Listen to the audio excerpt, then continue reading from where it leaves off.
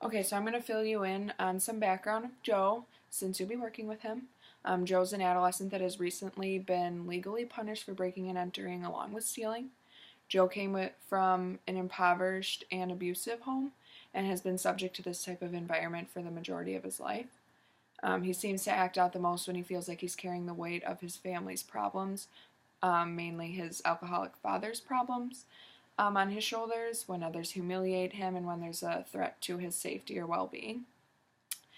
Joe meets diagnostic criteria for PTSD and depression, along with the fear of abandonment and low self esteem. He experienced trauma within his classroom when he was younger, in an instance where his teacher humiliated him in front of the class about his father's career and then pulled his pants down and spanked him in front of the entire class. He's continually been subject to trauma within his home as well, including not having access to the basic needs of life and neglect. And he has not undergone any sort of therapy thus far. Joe's primary psychodynamic problem is his trauma, with his key conflicts including attachment, abandonment, self-esteem, and overaggression. The CCRT for Joe is his want to feel safe and ability to trust, along with the feelings that others are going to violate his trust. In addition, he has a desire to be loved and feels depressed and angry.